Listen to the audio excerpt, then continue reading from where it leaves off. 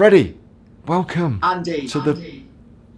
It's all happening. Welcome to the fun side of the island. I Exactly. love being on the fun side of the island. There's no other place that I'd rather be, and no one else that I'd rather be with, Andy, than you. We're gonna do some alcohol-free damage with the Y- ramage. I am so excited for this. Damage with the ramage, I think is the Exactly, way damage with the ramage. to put that. And so, for people that don't know, and this is the cool thing about technology and whatnot, they're probably thinking you're just up the road or round the corner, but actually you're on pretty much the other side of the world right now. I am, as we like to say on Over the Influence, I am in the future. So I'm obviously proudly UK born and bred, but I'm here in New Zealand. So it is 6:15 in the evening. So neighbours side of the world, and but it's great to be here with the power of technology to be speaking to yourself and the whole world. Cool. So I've just seen that Freddie's echoing.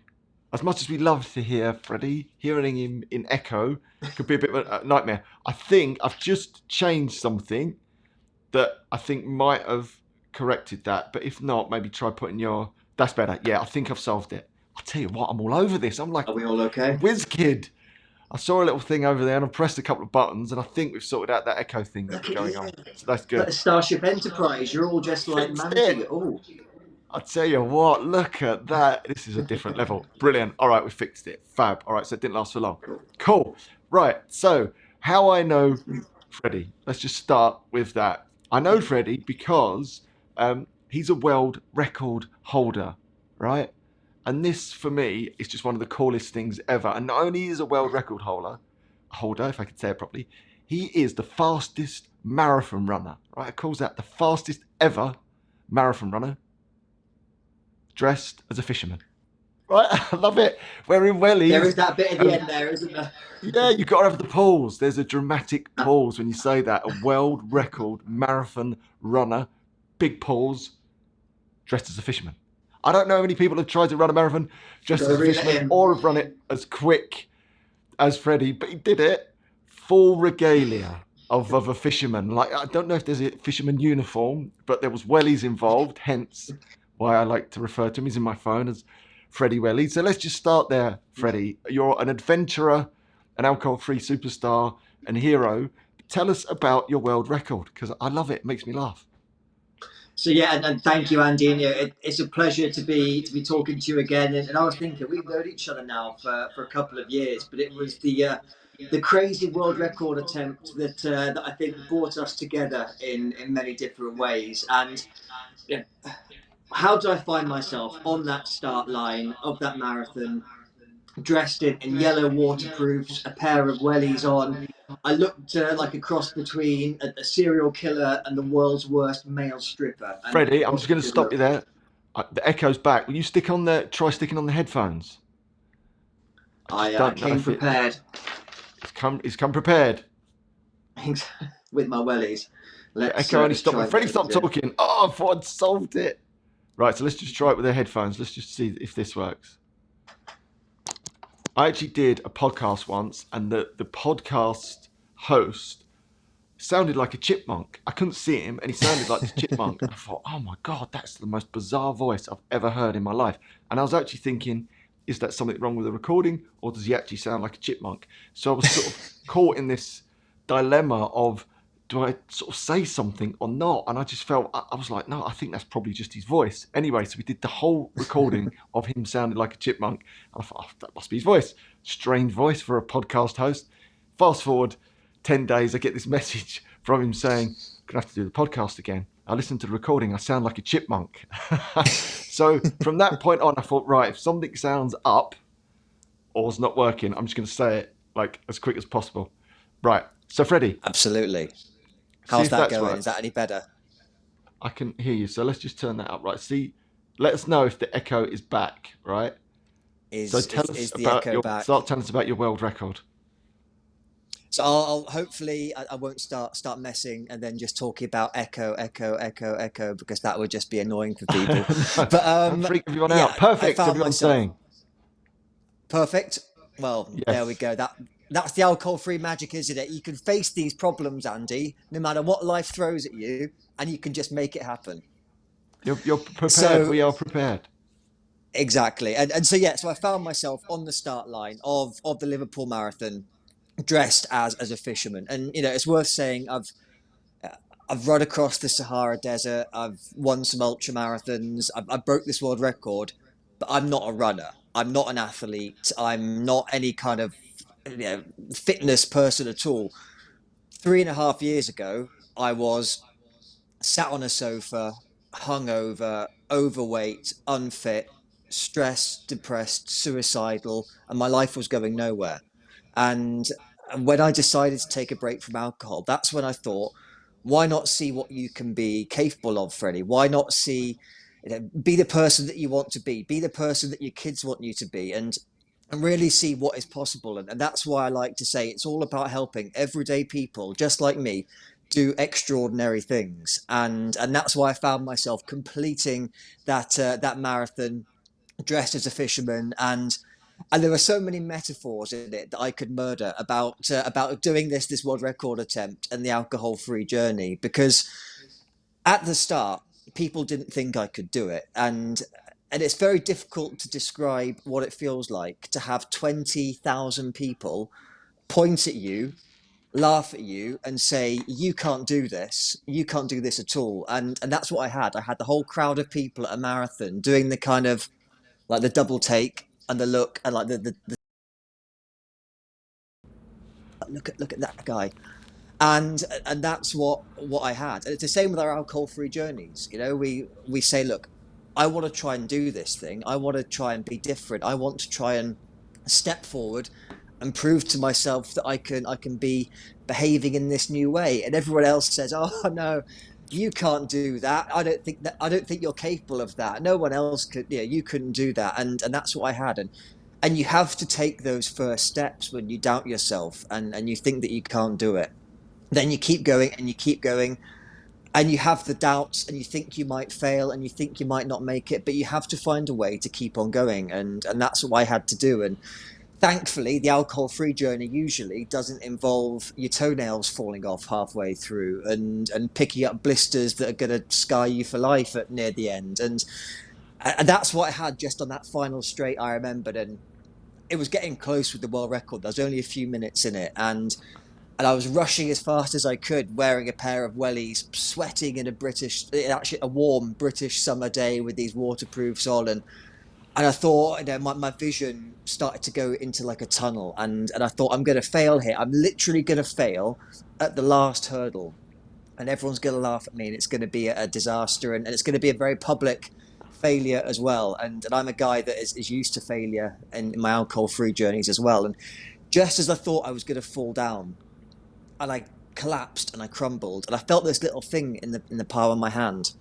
And my two sons had jumped over the barrier and they'd grabbed me by the hand and they'd said, "Come on, Daddy, you can do it." And they half dragged me, half carried me over the finish line. And then, we got the world record and everything else. And that's a great metaphor for our whys as well. Why do we want to change drinking? Why do we want to drink differently, take a break from alcohol, improve ourselves, change our lives, whatever it is? I believe we have to have a strong enough why. And for me, that why was my two children and being the person and the man and the father that I really hoped that I could be.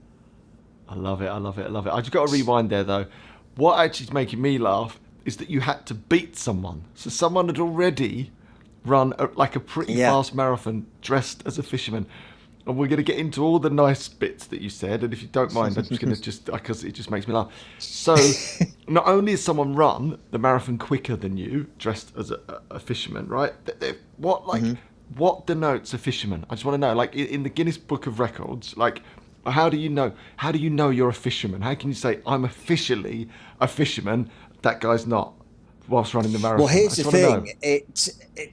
I thought, I entered this thing on a whim. I was like, I was like, that bloody alcohol-free positivity and that spark it gives you. All of a sudden, I'm just typing an email to the Guinness Book of Records saying, let's do this. And I wanted to do a world record to raise money for charity. And And we chose a fisherman because I was in Liverpool at the time, you know, a proud maritime city. My kids liked sharks and crabs and those sorts of things. And they were like, Daddy, we want you to be the world's fastest fisherman. And I thought, as you say, Andy, I thought it was just a case of, you know, and I'm not a fisherman, obviously, you know, get the hat with the feather things in and one of those nice waistcoats and you know, probably like a little bar of chocolate and a thermos of flask of coffee.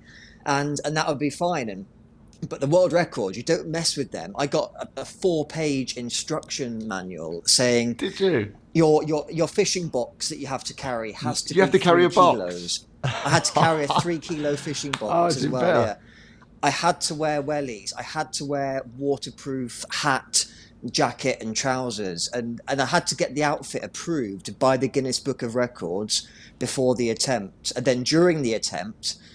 Not only do you have to run in the thing and try not fall over and be there carrying your flipping box that's a pain to run, I had to take a photograph of myself every mile to prove that I hadn't done a quick Superman and, you know, dived into a bush and got into a different outfit and then jumped out again. So there's so much rules and regulations and evidence. You know, we had to have witness statements and everything else. It isn't just a case like you see on the old BBC Record Breakers show that they used to be on, where you just cross the line and you get the certificate. It was, I was going to say, I've had court cases that are easier, but that's probably a different story. But I will say, you know, the Guinness Book of Records are very, very strict, and we had to follow all these rules to get the certificate, and then to go in the book. I love it. I absolutely love it because that just reminds me of, it was Norris McWhirter. Do you remember? Norris on the spot. Yes. Anyone remember that? And what was the main guy's name? It's just all coming back to me now. It was Norris McWhirter. Was it Roy Castle? Roy Castle. Yeah, that was another Liverpudlian. And he used to play the trumpet. Yeah. And what was his song? If you want a miracle, break the. It'll come to me. Anyway, I'm not. I always get it confused with Gladiators. That's something I'm like showing that. my age now. That's the thing. I'm older than I look, Andy. I'll tell you a story about Gladiators. I trained with the Wolf, because you remember the Wolf? There was like the baddie in Gladiator. He decided he wanted to be a professional footballer, and he came to train with Gillingham, where I was playing at the time. Yeah, and trained for a few days. We had a reserve match that I ended up playing in. It was the largest crowd we've ever seen at Priestfield Stadium in Gillingham. There was about like 10,000 people there to watch the Wolves. I keep doing these little things. Amazing, yeah, that debut. And he was absolutely just prove how macho pony. I am, as always, with my... Yeah, exactly. And on that note, you don't mind getting your top off either, do you, to be fair? Every time I look at you, you got your top off. It's weird wearing a T-shirt, but that's the thing, Andy. I'm going to be 40 in a few months' time, and I'm reaching that stage where, like, it's not cool for a 40-year-old to be prancing around with his top off. Like, you know, I'm obviously not going to ever be on Love Island, and yeah, so my kids are there saying, like, put it on, Dad. You're 40 now almost, and I'll try and milk it for as long as I can. You got the old like washboard going on there. I like it, and I also like the poses that you've got in your photos. The sort of, it's like blue steel. It's a bit of blue steel. Yeah, it's like I'm really trying to work out like a times table or something like. Yeah, this is really tough actually. What like pondering? Yeah, I can see it. I like it. I can see a whole calendar, like like page 7 fella. It's funny you say that, Andy. Here we go. The story, and because I know we're going to talk about the podcast and everything, but I've got to say with the alcohol-free podcast that I know we'll cover, Over the Influence, the world's fastest growing alcohol-free podcast. We do have an amazing, wonderful community that's growing by the day. And we have said, or rather I've said, and my co-hosts Shazza and Ben hate the idea, when we get 1,000 people in the community, we're doing a naked calendar. It's going to be a naked calendar. All proceeds are going to go to alcohol support charities. And it's going to be brilliant. I think, we're going to have Shazza, just natural things, baking her buns in the oven. Me and the other guy, Ben, will probably... Sorry, fruit. I can imagine sort of holding fruits and just holding the fruit. Probably me and the other guy, Ben, will just like play a game of Twister. Exactly. You can't beat a bit of Twister. I can imagine you'll be holding some sort of bottle of beer. I can imagine that. Yeah, probably. Working. Or yeah, probably just one of the small ones, I imagine. But yeah, some sort of beer bottle. Yeah, you remember those little beer bottles you used to get, those tiny little ones? Yeah, Yeah, those yeah, little tiny or the cans little, of Coke that you used to get from the sweet shop. That could be it. or exactly, or the plane. You know, when you get on the plane, you get a little alcohol-free. You could get a mixer bottle, Seedlip, something like that. Anyway, That'd be it. that is a brilliant idea. I'm not surprised you're doing that. What a great idea that is, by the way. We've got to make I that think we happen. could. You know what, Andy? 12 pictures in a naked calendar is a lot just to have from three people on a podcast. Maybe we should get other famous, inspirational voices from the alcohol-free community to feature in this I see naked where this is calendar, going. I see where Andy. this is going. Wouldn't I see that where be this is amazing, going. Andy? That would be amazing. I'll be all over that in a big Is that way. an Andy Ramage exclusive then? That we will have Andy Ramage exclusively naked. It could be you and me playing Twister. It'd be brilliant. Wait till I tell Rory. He's well up for it, apparently. He's all over it. Well, that would be interesting. To say the little... It I'm going to certainly move on. would be. We're going to move on very, very swiftly. To come back, actually, to a lot of what you said there, because I feel like I glossed over some really important things that you said there about your alcohol-free adventure. So let's just sort of dive into that a little bit. How did you end up in that place of something's got to change? What was the build up to that, and what was it that sort of tipped you over the edge and you went, do you know what, I'm going to do something different? Sure, and my life looked very different. It's fair to say, and everyone in life always says that we all have a talent for something, and fairly early on, I discovered that I had a talent for drinking. And I came from a fairly broken, fairly disrupted home as a kid. I was a fairly quiet teenager, but I all of a sudden discovered, like so many people do, that I had a drink, and by golly, I liked it, and I liked who I was when I had a drink. I was more confident, I was funnier, I could talk to girls, which was a scary thing for I was going to say for a 14-year-old Freddie, but I was probably 18 to be honest, and it made me be this person that I wanted to be, and for a while it was fine, and I'd be like any old teenager, doing a bit of drinking, getting a bit drunk at the weekend. I went off to university, and I wasn't actually that bad. Like, I'd get drunk. I loved to drink, but it didn't turn into a proper problem for me. I was just the guy who created this persona about being the life and soul of the party. I even had a name for myself, which was Funtime Freddie, and I was that sort of drunken asshole, and I created this life for myself that I thought I have to be the fun guy, the first guy at the bar, the guy who's always doing the crazy thing, and that carried on, but it started to snowball, and I left university, went to London to join the big corporate world, and unlike, without getting too political about UK corporate life, I didn't come from that back. I didn't have parents that were doctors and lawyers and accountants. I was a real fish out of water. I was the first person in my family, really, to ever have a proper job where you have to go to work every day and wear matching shoes and all these things. And I find myself in this environment with all these very high-powered, very successful people doing all these high-powered, successful things, and they knew the words to say, and they knew the places to go, and they knew the way to act, and I landed. I remember early in London, and there was in the corporate world for the first time, and it was all like elevator pitches and networking and power handshakes, and I was just there saying, like, I can't believe you can get free coffees from the machine. This place gives you free coffees. Can you believe It's that, brilliant. guys? And they looked at me. Sorry, Andy, carry on. No, I was just jumping in and joining in with you. I think there's a little delay. Carry on. I know, and it was crazy. And I realised again, being this guy that was very nervous, didn't know how to act around people, didn't know how to be successful. I really felt like an imposter. And I thought everyone here went to the right school, the right university, they did the right degrees, they say the right things. Who am I? What am I going to do here? And then fairly early on, we had a night out, and I did something stupid. It was probably like staying up till 4 a.m. on a Tuesday night doing tequilas with the boss or something.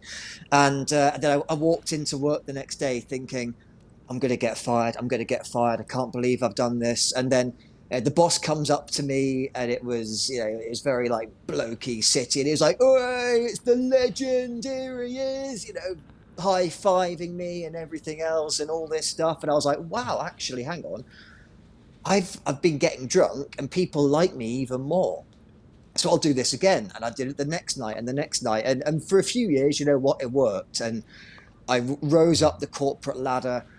I got the nice bonuses. I had the Porsche. I had the young family at the time. I had the granite worktops, the watch, and everything. Outwardly, I was successful, but inwardly, I was starting to really hate that person that I saw in the mirror every morning. And the person that I saw was hungover, regretful, anxious, depressed, overweight. My skin was terrible. My teeth were terrible.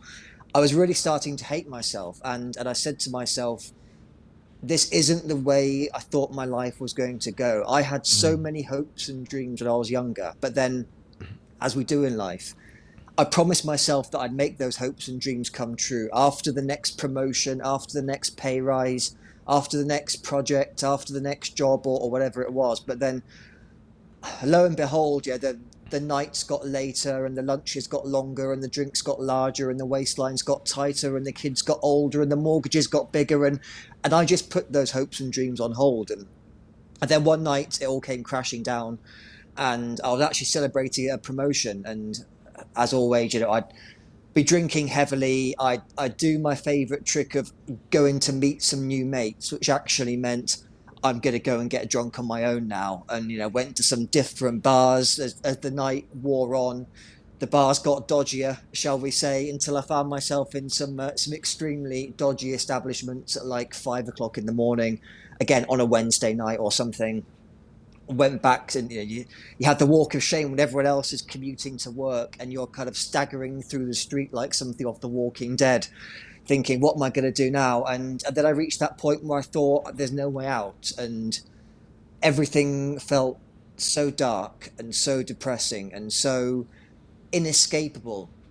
And that's when I thought, I've got to end it all, and maybe it's time to exit this building that I'm in from the roof and not from the ground floor. And that's when I had to when I had to start getting the Samaritans, the UK suicide helpline, into my phone, because it was that bad for me, and I saw no way out. And I thought my life was over and out of control, and I thought I couldn't see a way back to that person that I loved and that person that I knew. And I sort of put my hand up and did the therapy, and had the podcast by Robbins and the books by Goggins, and I tried to feel the fear and do it anyway. And I even learned the subtle art of not giving a so on, and everything else, and I tried to sort my life out, and for a while it worked, and then I failed again, and I tried to stop drinking, and I failed again and again and again. And then one day I was hungover at work again, so I hadn't really changed my behaviours that much at all. I'd had 1,000 failures under my belt. I'd failed to stop drinking 1,000 times over the years. And I got a phone call saying, your dad's in hospital. And I walked out of work with nothing but a suit and a laptop bag, drove down to see my dad, and then I watched him die. And I had that day that we never think will happen to us, when I woke up hungover, didn't have breakfast, had some junk food, hungover lunch, normal day. And by dinner time, by 6 o'clock that night, I was watching my dad die, and I kissed him on the forehead, and I said goodbye. And I walked out of the hospital, and I said, this is your crash course in life being short. This is your lesson in life being precious. And I have to change my life. And the honest story is, for the next 6 months after, I partied and drank harder than ever. But then I did wake up that one morning when I hit yet another rock bottom, and that was the 8th of March 2019. And I thought, I no longer am going to tolerate this life for myself. I deserve better. My kids deserve better. It's time to choose a life less ordinary. It's time to move away from that living in quiet, hungover, regret-filled, drunken despair. And it's time to see what you're capable of. But you know what, Andy? I have a saying, and I say it many times, that if you want those things that you've never had before, you need to do those things that you've never done before. So if I wanted the confidence, the happiness, the fulfillment, the self-love, achieving my goals. If I wanted those things, then I knew I was going to have to do something that I'd never ever done before, and that was leave alcohol behind. Massive.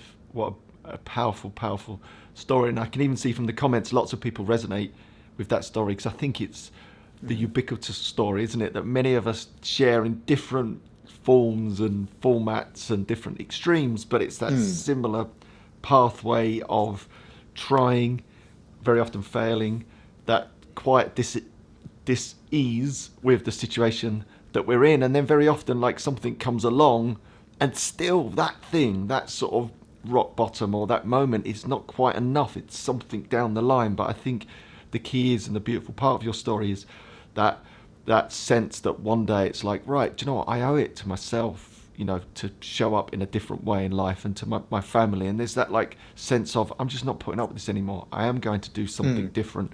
And then things start to change, don't they? I think it's away from that sense of loss and I'm missing out and I've been a naughty boy, to that sense of actually maybe there's something a bit different out there for me, and actually maybe what I'm seeking is in the cave that I most fear to tread, which Joseph Campbell talks about, and that is taking a break from the booze. Brilliant. So you're at that point, you sort of make this decision, then what happens? Then I get scared, basically, and it felt like I had a whirlwind of crossroads ahead of me. And because we've all had those moments where we wake up and we look in the mirror and we think, oh, I can't believe I did that again. I'm gonna quit, and that's it. But then we don't quit. And as I say, that happened to me, and I worked out, over the years, about 1,000 times I failed to quit, and I thought, this time I have to do it properly. And the main shift for me was I didn't make it about willpower. Yeah. In the past, I'd always tried to white knuckle it. I'd been there. I'd say to people, oh, I should really quit drinking for a bit. And I want to drink, but I'm not going to drink. And I think I'd like a drink, but I really shouldn't drink. But shall I have a drink? Oh, I don't know. But I guess I said I wouldn't drink. And it's just that internal dialogue all the way. And you're like, oh, the drink's just over there, but I can't have it. And when it's that willpower, we can never win. And Andy, you're the personal development absolute expert. See, I'm sure you can describe this better than me. But someone talked to me about the elephant and the rider concept that's going on in our brains, and this really resonated with me. And again, you can probably explain it better. But in our heads, we've got an elephant. And there's that's the more sort of the caveman part of our brain that just, if the elephant wants to eat, it'll go over there and eat. If the elephant wants a beer, it'll go over there and have a beer. But our more conscious thought is the rider, the little person on top of the elephant saying, "Excuse me, please go that way. Excuse me, please go that way." And for a while, the elephant will do it, and it'll do what the rider says. But then eventually, the elephant's just going to go, "Nah, I just want to go over there, please." And the rider can't do anything about it. And that's the shift that I tried to make. I knew I couldn't, if I made it about willpower, I knew that I could never win, because eventually that elephant, the willpower, would win. So I had to make a conscious decision to say, I have to want something more than this current life. And I say, for me, it was the crazy things in terms of the races and the fitness and the world records and more important things like the confidence and the fulfillment and the happiness and the happy kids and everything. But for someone else, you might have had a dream to write a book, go to a place, run in a race, start a relationship, end a relationship, start an art class. No matter what it is, we've all got that thing that I believe that we want to do. And I had to think about, what is that life that I want more than alcohol? And that's why I talk about a life less ordinary. When I could really define and get crystal clear on that life that I wanted, it wasn't easy to leave alcohol behind, because I know it's really, really bloody hard. But it was simpler. It was, if I want that, then I have to say no to this. And that's why I had to take those steps. And then it's the crossroads, isn't it? That I remember that, I think it was on day 2 for me. I had to go to my kids' school and help out for like a school fair or something. And I had the idea, you always have the mum who organises everything. And she was like, "Oh, Freddie, you like a drink, don't you? You can man the bar all night. And don't worry, just help yourself to a beer as well."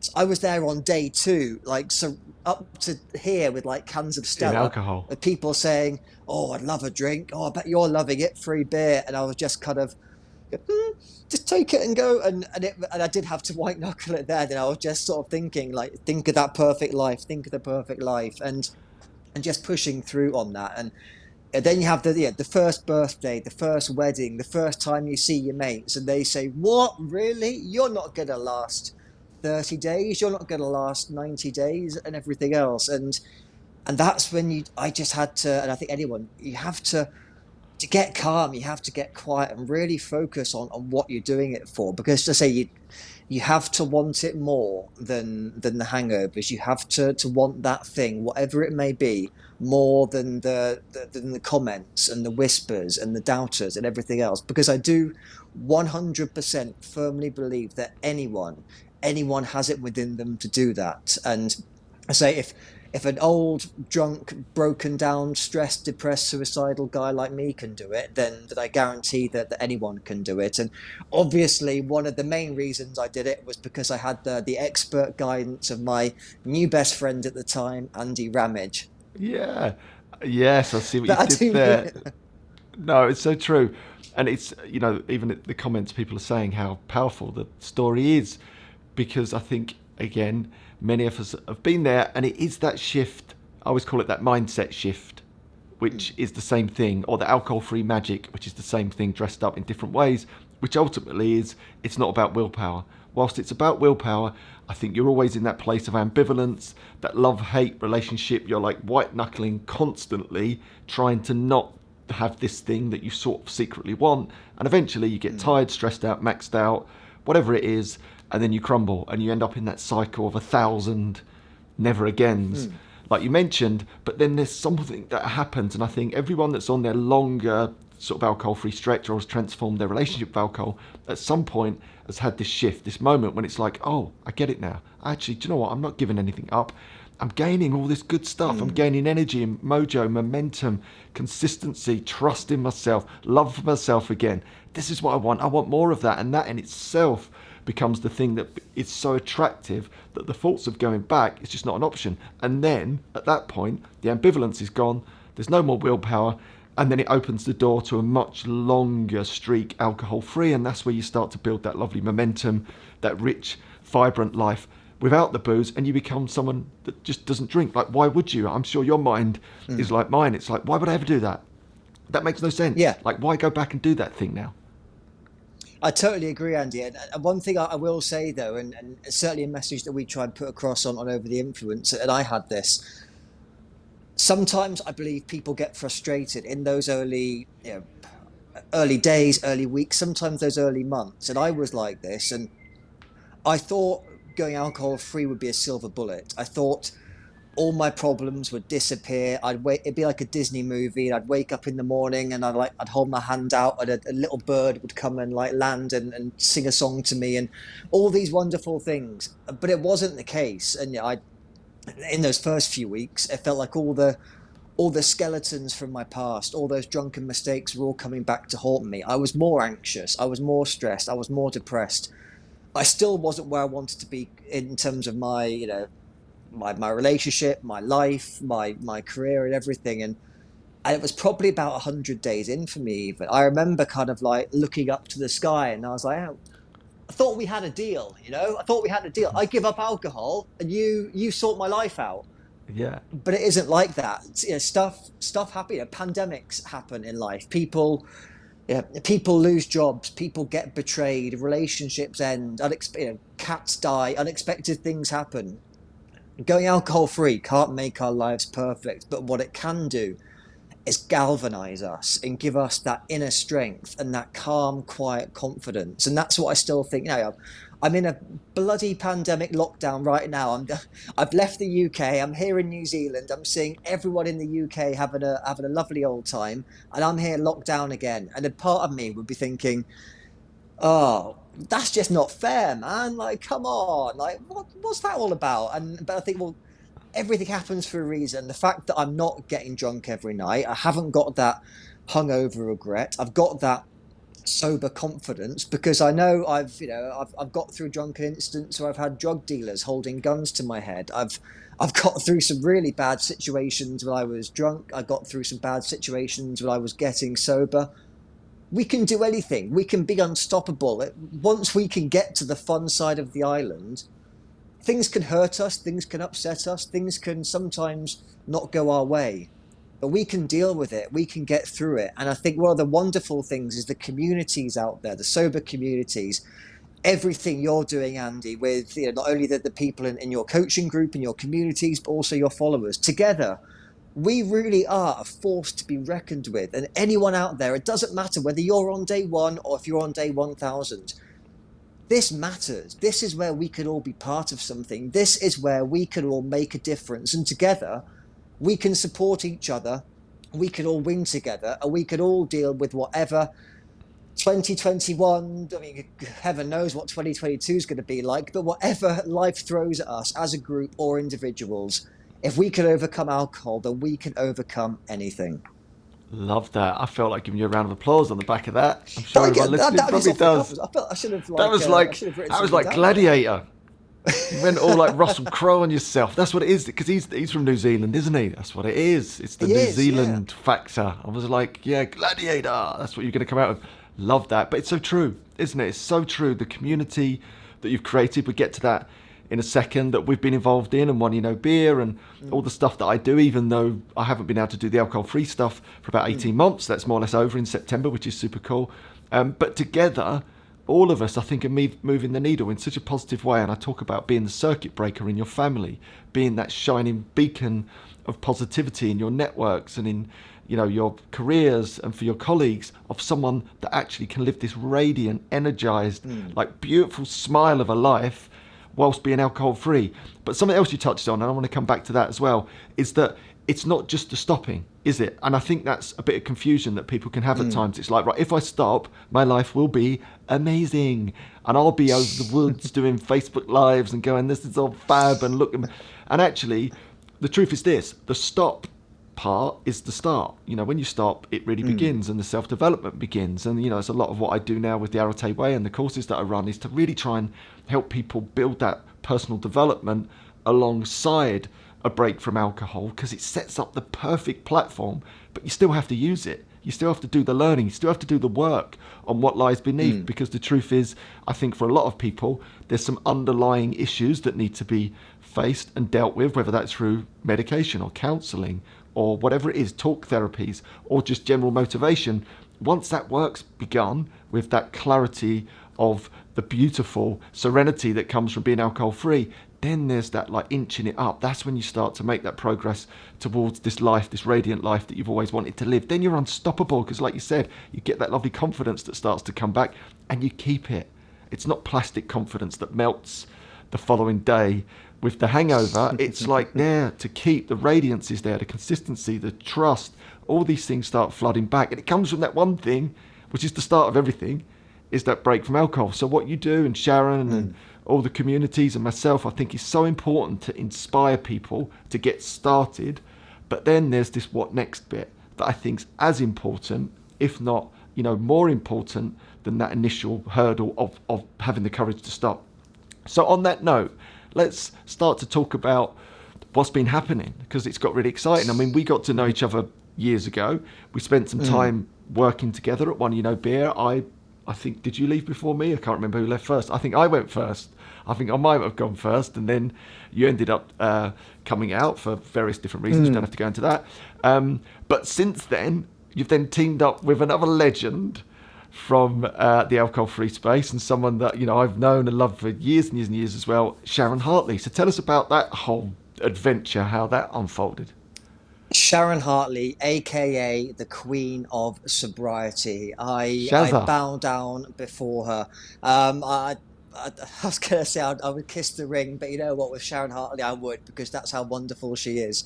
And I've known Sharon for a while now, and she's just amazing. A beacon of hope, a fountain of light, a very Lancashire goddess, and she's just wonderful. And over the influence, our podcast was born around my kitchen table. I mean, say what I love about our community is that we always talk, we always bounce ideas, we always say, what's happening over there? How can we help? How can we help all of us change the world? And I was speaking to Shazza around my kitchen table, and we said, well, you know what? Why don't we create a podcast? And I happen to know a podcast producer where I was in the time in Liverpool, super talented, one of the best podcast producers in the country, Ben Anderson, and together we had this meeting, and I call it a meeting, a chat is probably a way of doing it, and we thought, well,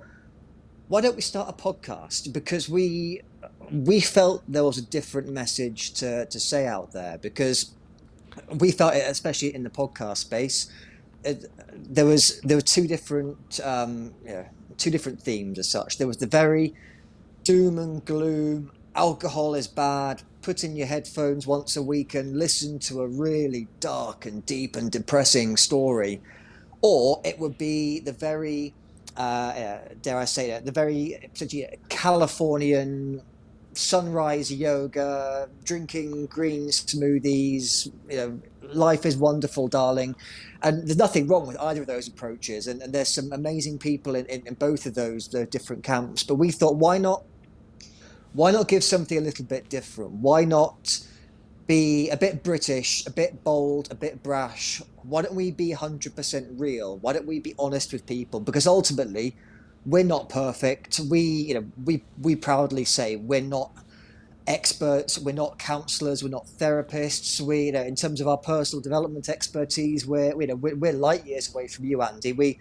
Any of the expertise we send your way, and we do it with pride. But for us, we thought, why not share the stories of not only everyday people, but also the artists, the world famous authors, the singers, the social media superstars, and really try and inspire people, because many people out there, they automatically assume that when you go sober, it has to be a tough, dark, difficult time that you're gonna have to fight through.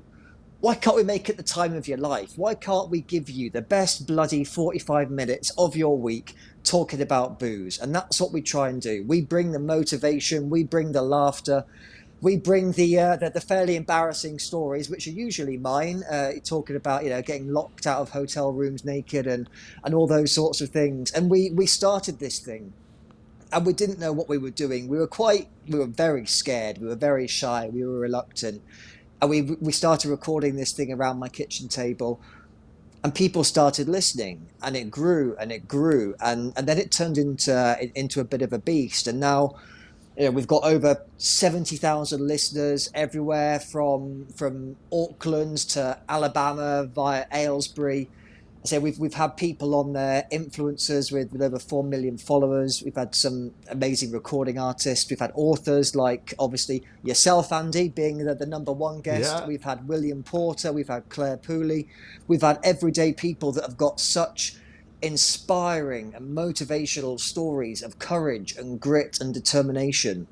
But the main thing that we try and do is just laugh at ourselves and give people laughter and that connection. And that's what I talk about in terms of we want to start a sober rebellion. We want to show people that this can be the best bloody time of your life. And it doesn't have to be feeling sorry for yourself. It doesn't have to be doom and gloom. And the most important thing is that we're doing it together. Because it isn't about me. It's not about Sharon. It's not about Ben, and I've got to say, Ben, our producer, he started off being a guy that loved his beers, loved his drinking and everything else. He was just a podcast producer. But because me and Sharon just annoyed him enough, basically, he stopped drinking whilst recording the first series. He's now hit over a year alcohol free. He's loving life. His business is going from strength to strength. But it isn't about any of us. It's about our wonderful community members. It's about our listeners. It's about everyone, because we're not doing this to say we're going to bore you with our story. We're just the catalyst for change. We're just out there to help people discover these amazing, talented people, to have a great time, to be part of this sober rebellion. Because as I say, this is where people matter. This is where they could be part of something special. And so many people have told us as well, this is where they belong. And that's something that I'm so proud of. We say our membership is growing all the time. We get emails every day from people saying that that their lives are changing. And for me, that makes it all worthwhile. Every Zoom I have to do at 4 o'clock in the morning here in New Zealand, every late night, every trawling the internet and begging yet another celebrity agent to please bring your very important celebrity on our podcast. If we can change one life, if we can make one person smile, if we can make one person's bad sober day into a successful sober day, then that makes it all worthwhile. And you know what? We're just getting started. This sober revolution, this sober rebellion is going to be something absolutely amazing.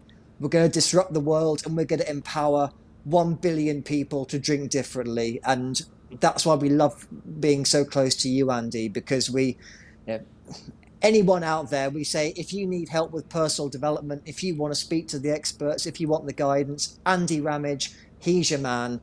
And I think all of us, all of the people you've had on the podcast, all of the influencers out there, together we can all change the world, and we have this power, and every single one of us can make this world a wonderful, sober, alcohol-free place. We're going to give the world alcohol freedom, Andy, and that's what's going to happen. Alcohol I'm going to take a breath now.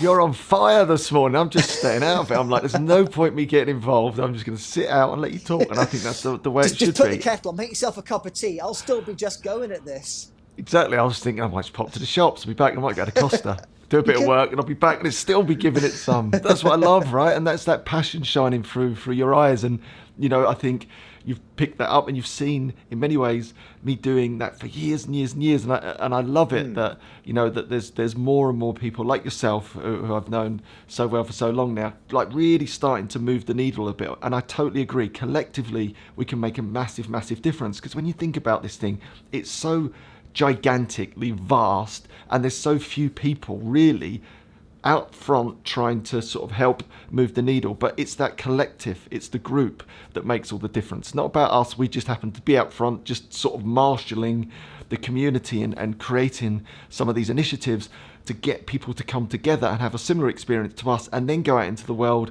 being radiant and joyous, and those alcohol-free beacons that are just spreading that message without trying, without having to hammer it all the time. It's just showing up, and that in your networks inspires people. I bumped into a lady just yesterday, a lady called Catherine, who's a great runner, who is about over a year and a bit alcohol free, and she said to me, Amazing. "Oh, I know you. You're the one beer guy. I know about you." She said, "Because my friend, I went for a run. He's called Andy Garwood.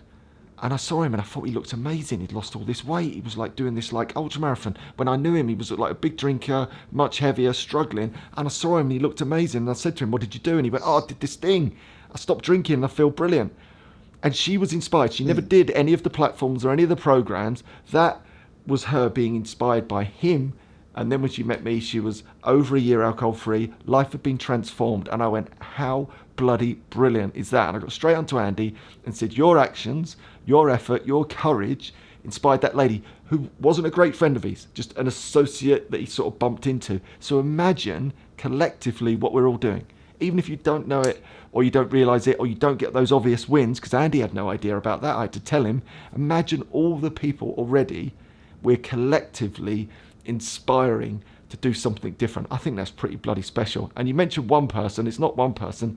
It's hundreds of thousands. It's millions. And I think your prediction of 1 billion, it's got to happen. Collectively, we can do this thing. Together, we can do it. And I think, and I'll be careful slightly. I'll choose my words carefully with this. But I think the well-being world, should we say, is a funny one, and sometimes I think it's more, to be honest, a reflection of society as a whole and social media. And there's some people out there have this opinion of, you're either you're one of my people, or you're one of Andy's people, or you're a part of this group, or you're part of that group. And I'm like, why can't we share? Why can't we come together as one overall alcohol community? And I'm not going to get political and talk about, the big bad alcohol companies, but there are a lot of powerful bodies out there, in the retail industry and in the more government side of things that make a lot of money from drinking. And I think, why be a bunch of small groups try to hammer on a big door? Why can't we all come together with this? So with Over the Influence, we're like, follow everyone. Follow Andy. Sign up for everyone's programs. We love it. We'll point you in the direction. I'll give you the sign up form for any of our followers, any of our listeners. I'll say, get involved, do it. Why do we have to say, well, these are mine and these are yours? And I think that amazing collectiveness is so powerful and important. And one more thing on this is something we talk about a lot in the group, and I was maybe like this at the start as well. You go into either a free community or a private community, or you listen to a podcast or you do a course, and sometimes we think, what am I going to get from this? Come on, how are you going to change my life? I want to see the benefits. I want to change. I want this. I want that. I would say, why not think about what you can give as well? And when I thought about that, and one comment that you might make, one liking of someone else's post, replying to someone else's Facebook story or Instagram story, it might just change someone's life. It might just save someone's life. And that's why I always try and say, it isn't just about what can I get from this alcohol-free community? How are you going to help my sobriety? How can we all help each other to be successful and succeed? And as you said with that amazing story with Andy, sometimes you can change someone's life without even knowing it. People have changed my life. And obviously, Andy, you've changed my life. Lots of the famous stars have said things that have changed my life. But sometimes it's been the one word comment on one of my posts when I was feeling low. It's been someone that I'd never even met just sending me a DM saying, I know where you're coming from. Those are the things, those small movements, those small changes. That is really what is so amazing about this whole community, and that I think we have to nurture and encourage and grow. And together, like I say, we can all change the world, and we can all live such an amazing, happy, fulfilled, alcohol-free life where we're all just making our dreams come true. That's not too much to ask, is it?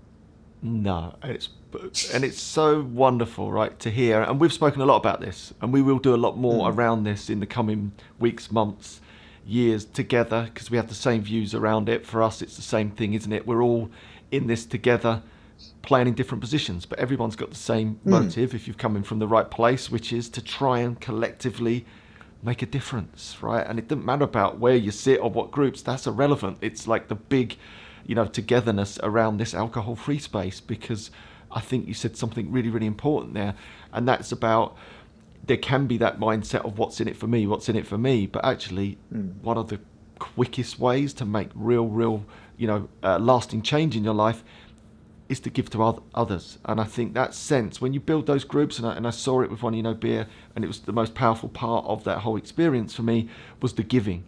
When people actually give back, and they support and they champion and they cheer on and they bother to post and they bother to like and they show up for someone when they're struggling, right? That always, I get goosebumps even thinking about it. And I see it in my own groups in Mind Body Gym, when someone's there and they need that support, and someone's made the effort for them that they might even know, that might be on the other side of the globe. They're showing up for them, even if they're struggling themselves. And I think there's something magical about that. And I think when you remove it from the I to the sort of we and the group and the community, it becomes even more motivating, that your actions that are going to spread to those people that you know and love, they're going to inspire other people. And if you show up for other people in that giving space, beautiful things happen. And I think that's why you're getting so much wonderful momentum around the Over the Influence, the podcast, the community. I'll be a part of it. We'll support each other and champion each other, because we get it, right? We totally get this coming from that same place of, we just want to help people live a new, different and exciting life. It's the best life. I've just seen one of the comments saying, I'm off to climb the 3 peaks today. Boring, this AF life, isn't it? Right? I love it. You can just see it, look at some of those comments if you get a chance. People love this stuff, right? Because finally, you've got a group of people or a community that gets you, that understands you, that's with you, that supports you, because this is the real truth. It's really difficult to get it in the outside world, within your own family networks, because very often most of your family networks still drink. They don't see it. Whereas I think this online thing has just changed everything, in the sense that it allows you to get into a room effectively, or into a community, of people that get you, that understand you, that know you, that you can turn to when you're having a great time, and you can turn to when you're struggling. And that's very hard to get in the outside world. But here's the thing, back to that billion people, it's starting to happen. And I love that it's starting to flow into the real world now. I said it just recently. I was in Ireland, and, you know, the bastion of drink, let's be honest, and they were flying out the doors in terms of, I've just lost Freddie. Freddie's just gone. He might come back on. I'll keep talking. Freddie's gone to Costa. That's what he's done. He's seen me on a roll and gone, I'll just pop off to Costa. I'll keep going because I want to get Freddie back on. I don't want to wrap it up just there. I'm sure he'll know how to get back in. He'll probably ring back in a second and he'll come back on. So back to the island story was really powerful to me to see. There he is. Let's get him back on. There he is. He's back. Andy, you still with me? I'm back. I'd said, I bet you've gone to Costa. I bet that's what he's done. He's actually seen me on a roll and gone, I'm going to go to Costa. I'll be back in a minute. I was so just sorry, talking. Andy. Don't worry, I starved it out. I told you, like anything, you just become unflappable when you're alcohol free. You just get like a new confidence to deal with echoes and disappearing guests. I was like, I know that Freddie's good, but now he's actually disappeared. It is. It's part of it. But just to come back to that last point, just to wrap it up. So in Ireland, and they were serving alcohol-free alternatives, were flying out the door. Massive busy. You know, if you've ever been to Ireland, the pubs there, best pubs in the world, and they were flying off the shelves. They had it on draft. So my point being, as much as these online communities are amazing and they're just giving us a new level of support, it really is starting to flow into the real world, like the broader world of friends and family and networks. And for me, that's the game changer. We've got a lot of work to do, but it's happening, which I think is the most exciting thing. And I think on that, Andy, I'm happy to almost give you a sneak preview and an exclusive. And I can't say too much, but Over the Influence, we're on this mission to empower 1 billion people to drink differently. We've got some big goals around things like the alcohol-free beer space, shall I say? Because we're not going to go down the coaching or personal development route, because we're like, that's simple. If any of our audience want coaching, personal development, Andy Ramage, he's your guy. But we're going to be helping people to get over the influence in the pubs and the supermarkets of the world, and I'll leave it at that. But there's some very exciting developments to come on that front. I know what's coming, and I'm excited by it, and I can't say it. Well, lucky you told me, because I'm such a blabbermouth. I'd have been on here. It's like I actually did a live one of these mornings, and if there's a program here, you're probably here for. Well, you would know it. Line of Duty, and I came on. The day after, so it was the big reveal. I totally schoolboyed it. I was like getting really excited, and I went, I can't believe it's, and I completely give it away. And you know, we have one of those moments, literally the air just almost escaped from my body. I was like, I've just told everyone. You try like get it back in your mouth, but it's too late. Yeah, it was like too late. I was like, oh no, I was totally embarrassed. I had to delete I literally had to put the thing down, delete the line off. Anyway, that's another story. So, you know, we've had a brilliant conversation. I mean, we could keep going. We'll do more of this because absolutely, you know, we've barely scratched the surface of this stuff, and we are so aligned. And obviously now I'll be doing, you know, more in and around this and be a big champion of everything you do. So, for those that don't know as much about you guys, where's the best place to sort of learn more? Obviously, you've got the podcast and whatnot. Just tee up all the places people can reach out. Sure thing. So the podcast is called Over the Influence, available on iTunes, Spotify, wherever else podcasts are broadcast. overtheinfluence.co.uk. That's our website. We've got amazing content. You can get the podcast on there as well. We do have this amazing, thriving, pulsating, wonderful membership community at the moment, and I say you can find out more about it and sign up on the website. But there's all kinds of things on there. You've got the community, you've got the secret second Over the Influence podcast. There's weekly Zooms, monthly masterclasses that I hope, Andy, you'll be part of one of those. We've got people like, definitely, you know, William Porter's signed up. We've got some the world's leading experts in nutrition, motivation, positive psychology, sobriety coming onto that. So the podcast on Instagram is @alcoholfreepod. and my own Insta, which is basically me just running around with my top off, if you like that sort of thing, Yep, before I it turn is. 40 and put the top back on, is at Freddie Explores, which is FREDDIE Explores. Love it. Yeah, and again, thank you for everything you do. It's been such a pleasure, both yourself and Sharon. I think Shazza's on. I just saw a comment from Shazza. Oh, amazing. It's been just been such a pleasure to see, the momentum that you're building and all the good that you're doing in the world. And I'll always be a massive, massive supporter, massive champion of everything you do, because I think you're absolutely fab. And like we said, collectively, we're going to move the needle in a big way with your help, with everyone's help. I mean, I think that's what it's about. And I think if we can turn it into that, you're doing this not only for yourself, but for other people, you'll be much more motivated to stay alcohol free. And together we'll make a real difference. Wouldn't that be a beautiful thing to look back on your kids and say, I did that? And here's just one example as well, Andy. And with Shazza being there, I almost forgot. Obviously, Shazza's excited about the Naked Calendar. You're excited about the Naked Calendar. I'm excited about the Naked Calendar. We can't wait. It's going to be amazing. But there's one, just to highlight one thing that we do. This is for anyone out there. You don't have to sign up for anything. You don't even have to go on an email list. Shazza Hartley, the Queen of Sobriety. Now, in the UK, if you reach 100 years of age, you get a telegram from the Queen. With Over the Influence, if you reach 100 days alcohol-free, you get a telegram from the Queen of Sobriety, Sharon Hartley. And let me try and grab mine without knocking my phone off, which, let's face it, they're about. So yeah, you get a proper, where's the camera? A proper telegram through the post, handwritten by Sharon Hartley. Where's my camera? There we go. There it is. So drop us an email at overtheinfluence.co.uk. OTIHQ at.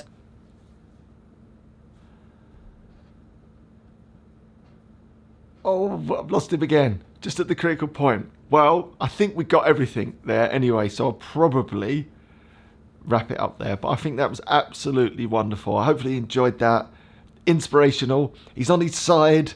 He might come back in a second, but I think we'll leave it there anyway. And we'll do this again very soon.